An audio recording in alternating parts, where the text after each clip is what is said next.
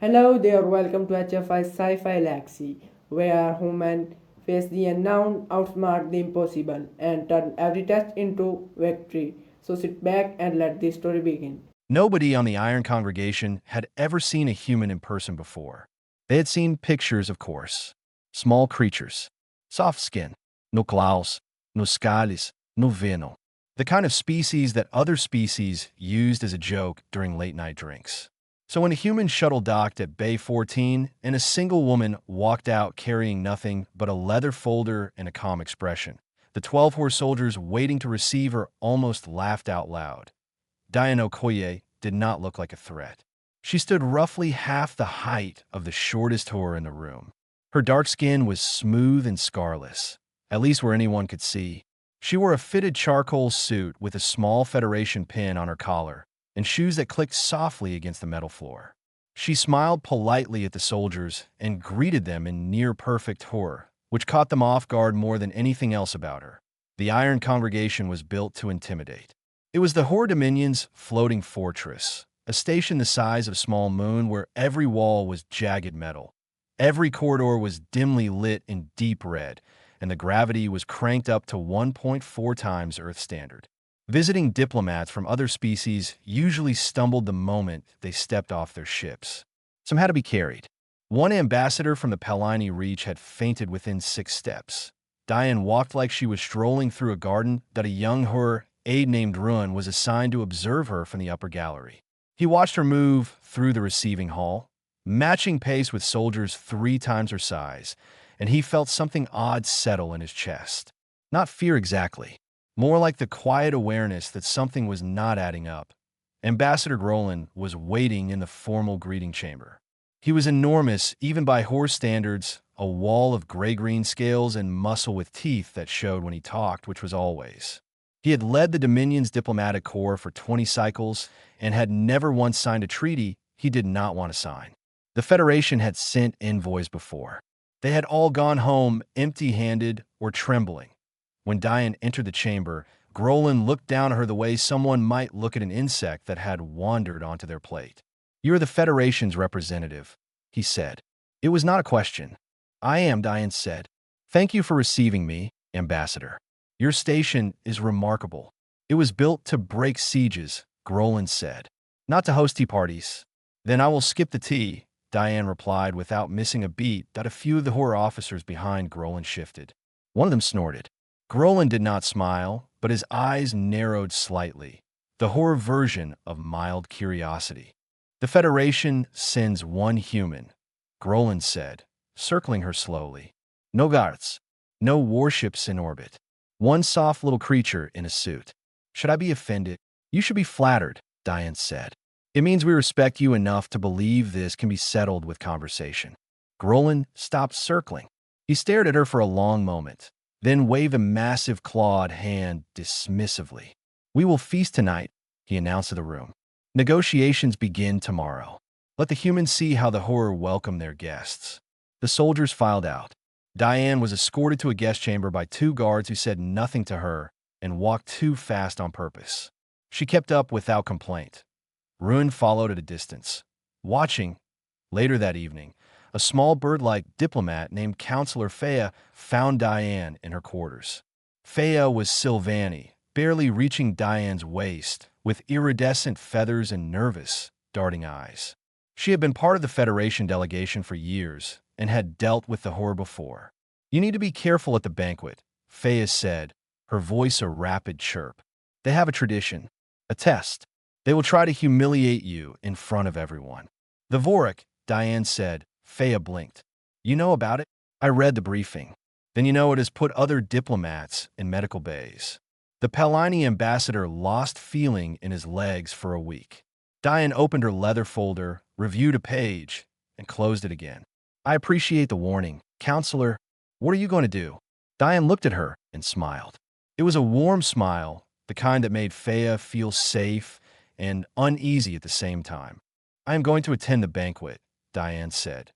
Back in the greeting chamber, now empty except for Groland and his senior officers, the ambassador was laying out the evening's plan. The human would be offered the Vorik.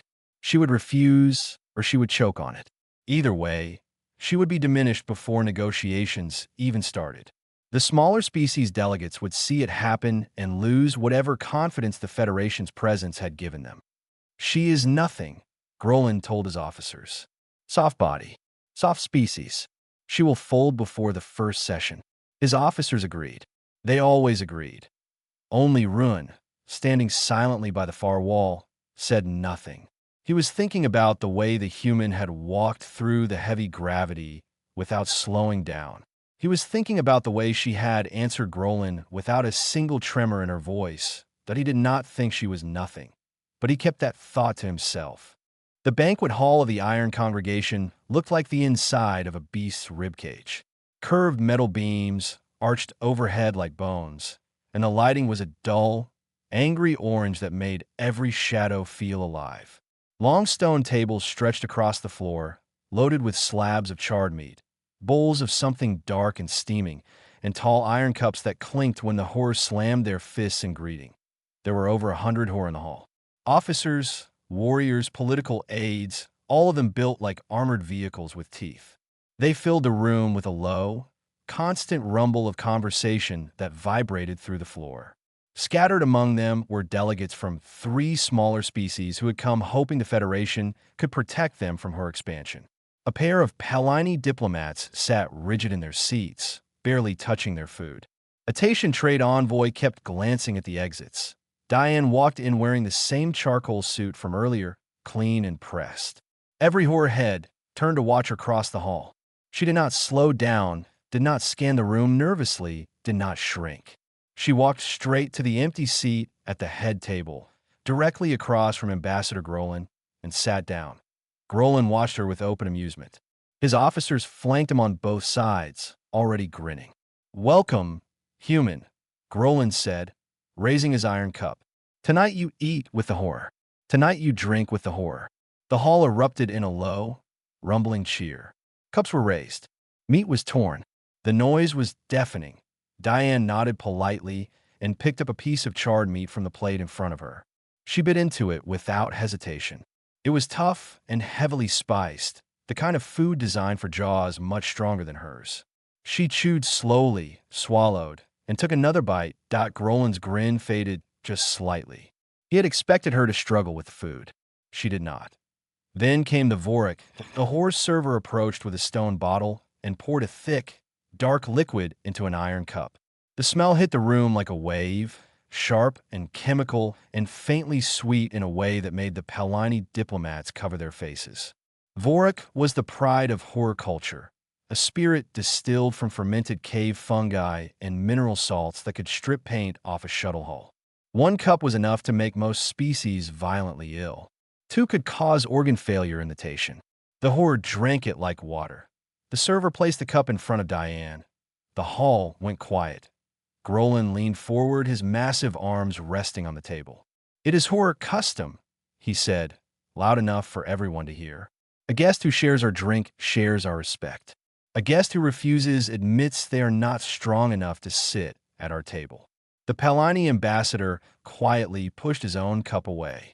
The Taitian envoy had already declined with a stammered apology. The message was clear. "Refuse the drink, and your voice means nothing tomorrow." Diane picked up the cup. She looked at the liquid inside, dark as old blood, and brought it to her lips. She drank the entire thing in one long pull. She set the cup down. Her eyes watered slightly. Her jaw tightened for half a second. Then her expression smoothed back to calm. Silence. Complete, ringing silence. Groland blinked. Then he laughed, a short, barking sound. The human has fire in her belly. Pour un azur. A second cup was filled. Diane drank it. Slower this time, but steady. She set the cup down again and folded her hands on the table. The 3rd cup came. She drank the 4th. She drank by the 5th cup. The laughter in the hall had stopped completely. Horror officers were staring openly. One of them leaned over to his companion and whispered something. Rune, standing at the far wall with the other aides, could see the disbelief spreading across the room like cracks in ice. The 6th cup. Diane's hand was perfectly steady when she lifted it. She drank, set it down, and looked directly at Groland. The 7th cup was poured without anyone asking for it. The server's hands were shaking slightly. Diane picked it up, held Grolin's gaze, and drank it to the last drop. Then she placed the empty cup upside down on the table, which in Horde tradition meant the drinker was not finished but was challenging the host to match them. Is there anything stronger? Diane asked. Her voice was calm and clear. The hall was so quiet that Ruin could hear the hum of the station's power core through the walls. Grolin stared at her. His grin was gone. His officers were frozen. The Pelani diplomats looked like they had stopped breathing. The Taitian envoy had his mouth open.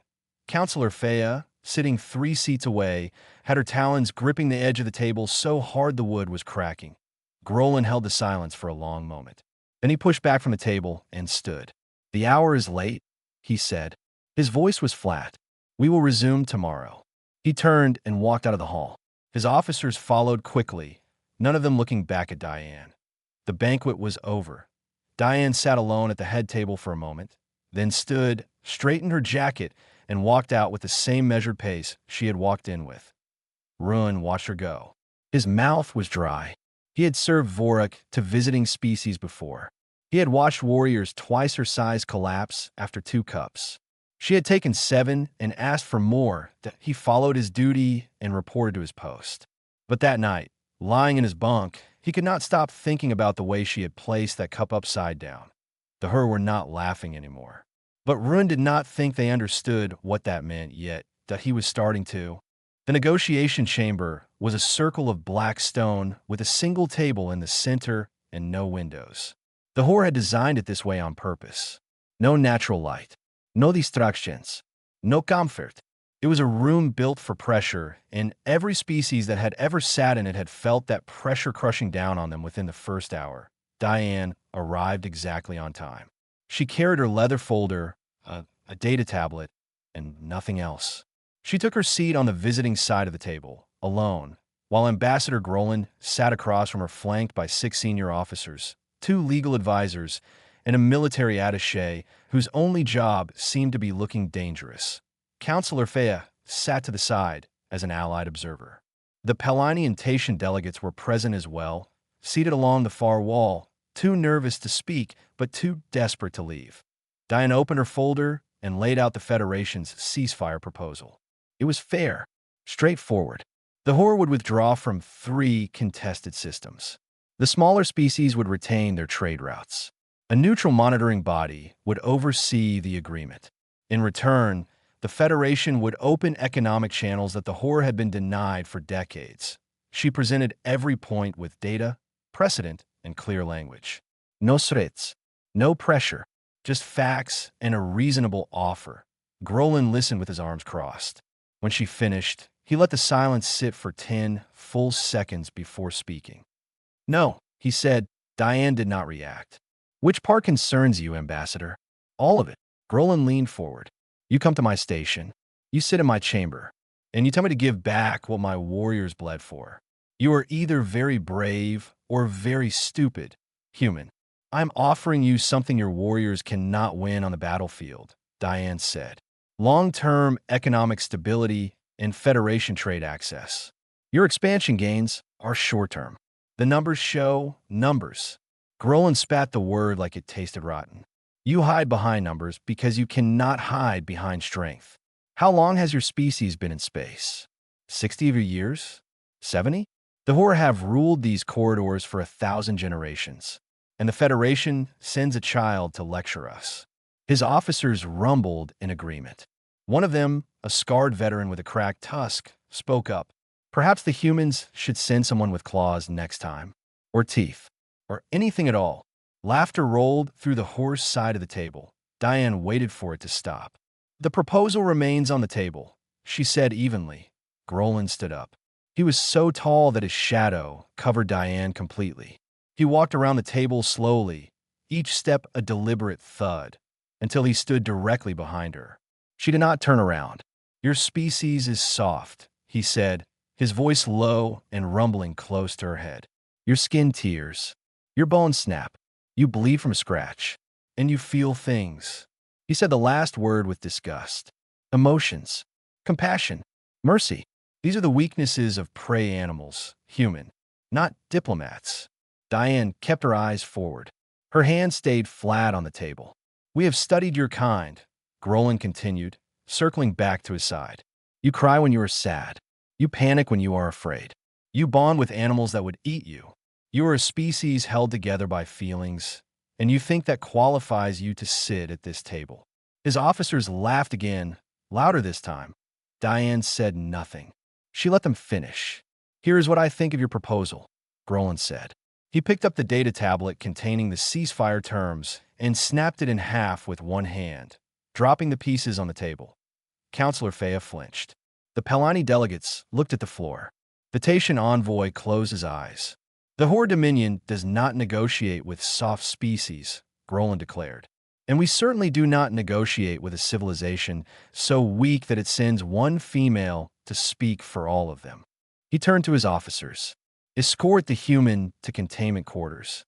She will remain there until we decide whether to send her home in shame or keep her here as a reminder of what happens when the Federation wastes our time." Two massive Horde soldiers stepped forward. Diane looked at them, then looked at Grolan. "Ambassador," she said, "I strongly advise against this course of action." "Noted," Grolan said. "Take her." Diane stood, straightened her jacket, and walked between the two soldiers without being touched. She did not look back. She did not protest. She walked with the same steady pace she always had. She was taken to a reinforced guest chamber deep in the station's interior. The room was bare, just a metal bench and gray walls. The door that sealed behind her was a horror containment door, 3 inches of solid alloy with a magnetic lock designed to hold their own warriors during disciplinary confinement. Ruin was assigned to monitor her corridor. He sat at the security console and watched the feed from her cell. She sat on the bench, perfectly still, her hands resting on her knees. She did not pace. She did not bang on the door. She did not shout. For 2 hours, she sat like a statue. Then her hand moved to her collar. She pressed something hidden beneath the fabric and spoke softly. "Director Beck." A voice crackled through a channel so encrypted that the station's systems did not even detect it. "I am here, Diane. They have confined me. The talks have collapsed." A pause. "Understood. What do you need?" Diane looked at the containment door. She studied the frame, the hinges, the magnetic seal. "Am I cleared for Protocol 9? She asked. Another pause. "Longer this time." "You are cleared." Diane lowered her hand and went still again. Ruin, watching the monitor, saw nothing unusual. Just a small human sitting quietly in a locked room, but he had no idea what was coming. Ruin had been watching the monitor for 3 hours and 14 minutes. He knew the exact time because he had been counting. The human had not moved. She sat on that metal bench with her back straight and her hands on her knees like a piece of furniture. No fideting, no passing, no sounds. He had guarded horror prisoners before, warriors twice his size who had thrown themselves at containment doors until their fists bled. Every prisoner he had ever watched had eventually cracked, shouted, begged, or raged. The human did none of these things. And somehow, that was worse than the 3-hour and 16-minute mark. Diane stood up. Ruin straightened in his chair. He leaned closer to the monitor, adjusting the feed. She was moving slowly, deliberately, like someone who had made a decision a long time ago and was only now choosing to act on it. She removed her charcoal jacket. She folded it with precise, careful hands and placed it on the bench. Then she rolled up the sleeves of the white shirt underneath. Ruin's breath caught. Her arms were not what he had expected. Beneath the tailored suit that had hidden everything, her forearms were thick with dense, corded muscle that moved like cable under her dark skin. Her shoulders were broad and hard, and her arms, from wrist to shoulder, were covered in old scars. Not decorative scars like the horror wore with pride. These were jagged, ugly, real. Burn marks, shrapnel lines, a long pale ridge across her left bicep that looked like something had tried to cut her arm off and failed. This was not the body of a diplomat. This was the body of someone who had survived things that left marks. Diane walked to the containment door. She placed both hands flat against it and stood there for a moment, her head slightly bowed, as if she was listening to the metal. Then she crouched slightly and slid her fingers into the gap where the magnetic seal met the door frame. The gap was barely wide enough for her claw. Her human fingers fit perfectly. She braced her feet against the floor. She exhaled once, slow and steady. Then she pulled. Ruin heard it through the monitor's audio feed before he saw it. A deep, grinding groan, like the station itself was in pain. The magnetic seal was rated to hold 4,000 units of force.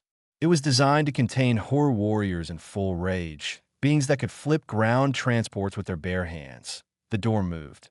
Not much. A fraction of an inch. But it moved. Ruin slammed his hand on the alarm panel. Warning lights flooded the corridor outside the cell. He grabbed his communicator and called for backup, his voice cracking as he shouted the words. But even as he called it in, he could not look away from the screen. Diane pulled harder. Her entire body was shaking with the effort. The tendons in her neck stood out like ropes. Her teeth were clenched and her feet were grinding against the metal floor, leaving white scratch marks. The muscles in her arms and back bunched and flexed in ways that Ruin had never seen on any species, layers of dense fiber contracting with a kind of terrifying, focused power. The magnetic lock screamed. That was the only word for it. A high-pitched shriek of metal under impossible stress that echoed through the corridor and made Ruin's scales itch. Warning indicators on his console flashed red, then amber, then red again. The frame around the door began to buckle, the heavy alloy bending inward as the human's grip warped it out of shape. Diane let out a sound. Not a scream, not a roar. A low, guttural exhale that came from somewhere deep in her chest, the sound of a body pushing past every limit it had. The door ripped free of its bottom track. The magnetic seal broke with a sharp crack that Ruin felt through the floor. The top of the door bent outward, leaving a gap in the frame roughly 2 feet wide, the metal edges jagged and torn like something had bitten through them. Diane squeezed through the gap sideways. She stumbled slightly on the other side, caught herself against the corridor wall, and stood up straight. Her hands were bleeding. Her shirt was soaked with sweat. She was breathing hard, her chest heaving, but she was standing. Ruin was already in the corridor. He had his sidearm drawn, pointed at her with both hands, but his arms were trembling so badly that the weapon shook visibly. Diane looked at him. Her eyes were steady, focused, not angry, not wild, just completely and absolutely calm in a way that made Ruin feel like the ground was tilting under his feet. "I'm not going to hurt you," she said between breaths. "I'm going back to the negotiation chamber. We were not finished." Ruin's training told him to fire. His orders told him to contain the prisoner. Every protocol he had ever learned told him to stop her. But his instincts, the deep ones, the ones that had kept his ancestors alive for 1,000 generations, told him something else entirely. They told him to get out of her way. He lowered his weapon and stepped aside. Diane nodded once. She pushed off the wall, straightened her back, and walked down the corridor. Behind her, the ruined containment door hung crooked in its warped frame, metal edges curled outward like petals of flower made of iron. Ruin watched her go. Then he looked at the door. He had seen her warriors try to break that same model of containment seal. They had failed. Every single time. The alarms were still blaring. His communicator was buzzing with frantic voices demanding a status report. He picked it up slowly. "The prisoner is out," he said. "How?" the voice on the other end demanded. Ruin looked at the torn metal one more time. "She pulled the door apart," he said, "with her hands." The line went quiet. Word traveled through the iron congregation faster than any signal relay could carry it. It passed from soldier to soldier, aide to aide, officer to officer, moving through the massive station like a pulse of electricity through a nerve. The human broke out of containment. The human tore the door apart. The human is walking through the station right now. Diane moved through the corridors at a steady pace. Her hands were still bleeding, leaving small dark smudges on the wall whenever she touched it for balance. Her white shirt was torn at one shoulder. Her breathing had slowed, but sweat still ran down her face and neck. She did not run. She did not hide. She walked like someone going to a meeting she was almost late for. The first squad of horse soldiers intercepted her at Junction 7, a four-way crossing deep in the station's interior. 6 warriors in full tactical armor. each one carrying a pulse rifle longer than Diane was tall. They formed a wall across the corridor and aimed directly at her chest. Diane stopped. She raised her hands, palms out, and spoke in fluent Her. I am a Federation diplomatic envoy. I am returning to the negotiation chamber, as is my right under Article 14 of the Galactic Diplomatic Accord. I am unarmed. I'm not hostile. The squad leader stared at her. He could see the blood on her hands. He could see the muscle under her torn shirt. He had heard the reports. This small creature had ripped apart a containment door that his own kind could not break. He did not fire. He did not step aside either. He just stood there, frozen between his orders and his uncertainty, and Diane waited. After 10 seconds that felt like 10 minutes, the squad leader spoke into his communicator. Sir, the human is at Junction 7. She says she is returning to negotiations. She is unarmed, requesting orders. The communicator crackled. Whoever was on the other end took a long time to respond. Finally, a voice said, "Do not engage. Follow her. Report her position." The squad parted. Diane walked through them. More soldiers appeared at every junction after that. Some fell in behind her. Some watched from side corridors. None of them stopped her. None of them touched her. By the time she reached the central section of the station, she had a procession of nearly 20 horror warriors trailing behind her at a cautious distance, like predators following something they were no longer sure they could kill. Counselor Fea found her in the corridor outside the negotiation chamber. The small Sylvani diplomat rushed toward her with feathers bristling in panic. Diane, what have you done? The entire station is on alert. Grolin is inside. Diane asked. Yes, but good. Diane pushed open the heavy doors of the negotiation chamber and walked in. Grolin was standing at the far end of the table with his full guard around him, 12 soldiers in heavy armor with weapons drawn. His face was a mask of controlled fury. The veins along his neck were dark and swollen, a sign of extreme agitation in her physiology. Diane crossed the chamber, pulled out her chair, and sat down. She placed her bruised and bleeding hands flat on the table and looked up at Grolin. We have a ceasefire to discuss, she said. Grolin slammed both fists on the table hard enough to crack the stone surface. You broke out of a horror containment cell. You assaulted station infrastructure. I opened a door, Diane said calmly. Your people locked me in a room to silence me. I chose not to be silenced. I did not harm a single person on my way here. I did not resist your soldiers. I walked here because this is where the work needs to happen. Grolin's jaw tightened. His claws dug grooves into the cracked table. How? He said through his teeth. How did you break that door? It holds our own warriors. Diane leaned back slightly. Earth's gravity is stronger than you think. Our atmosphere is thicker. Our world is full of predators, disasters, extremes of heat and cold that would kill most species in the galaxy. Humans did not survive by being the biggest or the fastest. We survived by being the most stubborn things on the planet. We do not stop. We do not quit. We keep going till the obstacle breaks, or we do, and more often than not, the obstacle breaks first. She paused and looked at every horror officer in the room, one by one. Diplomacy is not weakness, Ambassador. Humans do not choose peace because we are afraid of war. We choose peace because we know exactly what we are capable of without it. Every word I speak at this table is a choice not to use what is behind it. The room was silent. Grolin stared at her for a long time. His breathing was heavy. His officers were motionless, watching him, waiting for an order. You could have fought your way out, Grolin said slowly. You had the strength. Yes, Diane said, but you did not. No. Why? Because I was not sent here to fight. I was sent here to make peace. The door was in my way, so I moved it. Your soldiers were not in my way, so I walked past them. This table is where I belong, Ambassador. And with respect, I am not leaving it again. Grolin looked at his advisors. For the first time since Diane had arrived on the station, they did not look confident. They looked at the human's torn hands and scarred arms and steady eyes, and they saw something that the Horde Dominion had never encountered before. Strength that chose restraint. Grolin sat down slowly. Talk, he said. The negotiations lasted 9 more hours. Nobody left the room. Nobody ate. Nobody slept. The horror did not offer any more Vorak, and Diane did not ask for any. Something had changed in the air of that chamber, something that could not be measured or named, but that everyone felt. The horror officers still sat up straight. They still crossed their massive arms and rumbled low in their chests when a point displeased them.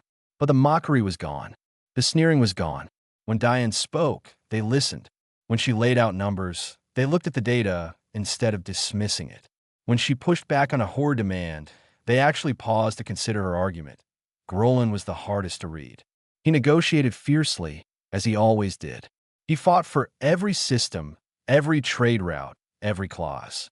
But there was something different in his voice now. He was not performing for his officers. He was not putting on a show of dominance. He was negotiating the way one equal negotiates with another, trading blows at a table instead of a battlefield, and both sides knew they were evenly matched. Diane gave ground where it made sense. She held firm where it mattered. She offered creative solutions that let the horror save face while still protecting the smaller species.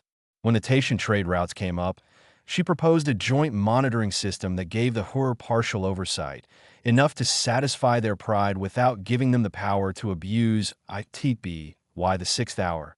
The Pelini delegates had relaxed enough to speak. One of them, an older diplomat with silver spots across his broad face, actually made a suggestion that Diane incorporated into the final draft. It was a small thing, a minor clause about emergency medical access, but it mattered because it meant the Pelini had stopped being afraid. By the 8th hour, the framework was complete. Withdrawal timelines, trade access schedules, monitoring protocols, a mutual non-aggression clause that neither side had originally planned for, but that Diane had woven into the conversation so naturally that it felt inevitable by the time it was written down. In the 9th hour, Grolin read the final document. He read it twice. His officers watched him in silence. Then he picked up the iron stylus and pressed his mark into the treaty. N01 cheered. No one celebrated. The Pelini diplomat closed his eyes in quiet relief. The Taitian envoy bowed her head. Counselor Fea let out a breath she seemed to have been holding for days. Diane signed her name in clean, steady handwriting. Her hands had been bandaged by a horror medic who had appeared silently during the 4th hour and treated her wounds without being asked. She had thanked him in horror, and the medic had nodded once before leaving. After the signing, the officers filed out. The smaller species delegates were escorted back to their ships with copies of the treaty in hand. The chamber emptied slowly until only Diane and Grolin remained on opposite sides of the cracked stone table. Grolin was quiet for a long time. Then he spoke, and his voice was lower and more honest than anything Diane had heard from him before. In 1,000 generations, he said, no species has matched the horror in physical strength. We have broken every rival that stood against us. Our history is a history of victory through power. He looked at her hands, the bandaged knuckles stained with dry blood. You are the first, he said, the first from any species to break a horror containment seal. And you did it with bare hands. He paused. But that is not why I signed this treaty. No. Diane said. No. Grolin leaned forward. I signed it because after you broke that door, you did not fight. You did not run. You walked back here and sat down and asked to continue talking. In 1,000 generations, I have never seen that. Power that chooses not to destroy. I do not fully understand it, but I will not ignore it. Diane nodded. That is all I came here to ask for, Ambassador. A chance to be heard. Grolin stood and extended one massive clawed hand. Diane took it. Her bandaged hand disappeared inside his grip, but neither of them squeezed. It was not a contest. It was an agreement. Do not send anyone weaker next time, Grolin said. There will not be a next time, Diane replied. That is the point of the treaty. Something passed across Grolin's face that might have been the beginning of respect. He released her hand and walked out without another word. Diane gathered her leather folder and the signed treaty and walked to the docking bay where her shuttle waited. She moved slowly now. The adrenaline had worn off hours ago, and the full weight of what her body had done was settling into her bones. Her shoulders ached. Her hands throbbed. Her legs felt like stone, but she walked straight. Ruin was waiting at the docking bay entrance. He had not been assigned there. He had come on his own. When Diane approached, he stepped forward and spoke quietly. Are all humans like you? Diane stopped. She looked at him, this young horror aide who had watched her on a monitor, who had lowered his weapon when every rule told him not to, who had let her pass. She smiled. A real smile, tired and warm, and just a little bit sad. No, she said. Most humans are much worse. I'm a nice one. That is why they made me a diplomat. Ruin watched her shuttle pull away from the iron congregation and disappear into open space. He stood at the observation window for a long time after the shuttle was gone. That night, he filed his report to Horror High Command. It was short. At the bottom, under the section marked recommendations, he wrote a single line. Do not provoke the humans. Not because they are dangerous, although they are, but because when they choose peace, it means they have already decided they could win the war. He submitted the report and turned off his console. The station was quiet. The treaty was signed. The corridors of the Iron Congregation, built to break sieges and crush enemies, felt strangely empty now. Somewhere out in the dark between the stars, a small human shuttle carried a woman with bandaged hands and a signed peace treaty home. And the horror, for the first time in 1,000 generations, had met something they could not mock.